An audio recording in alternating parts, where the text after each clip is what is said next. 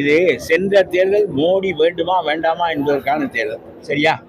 ஆகவே அதை நோக்கி அந்த தேர்தல் நடந்தது. இப்பொழுது ஸ்டாலின் வேண்டுமா வேண்டாமா என்பதற்கான தேர்தலில் எடப்பாடி முன்வைக்கப்பட்டால் தான் அது எதிர்கொள்ள முடியுமே தவிர, அதில் கூட்டணி ஆட்சி என்றெல்லாம் இப்பொழுது சொல்ல வேண்டாம். சும்மா எந்தெந்த கட்சி எல்லாரும் பங்கேற்று விடுவார்கள். அந்த பக்கம் அந்த பாமகவில் எங்க போக முடியும்? இல்லை, கடைசியாக அதை நிறைய இடம் வேண்டும் என்று நினைத்து பார்க்கிறார். நடத்த பார்க்கட்டும். நான் சொல்கிறேன், விஜயகாந்த் 3வது அணி வைத்து வீணாக போயிட்டான்.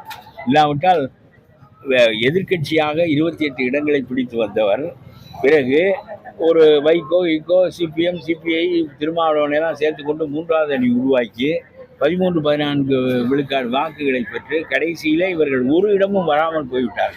அது மாதிரியான முயற்சியை விஜய் மேற்கொள்ளக்கூடாது. விஜய் இந்த ஏஜென்ட்டுகளிடம் யோசனை கேட்பதை விட வேண்டும். இவங்கெல்லாம் பணத்துக்கு யோசனை சொல்கிறோம்.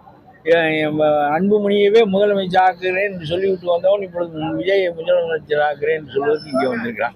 அன்புமணியை ஆக்கி விட்டானா? ஆகவே நாம் யோசித்து பார்க்க வேண்டும். அரசியலில் நாம் வயது நிறைய இருக்கிறது.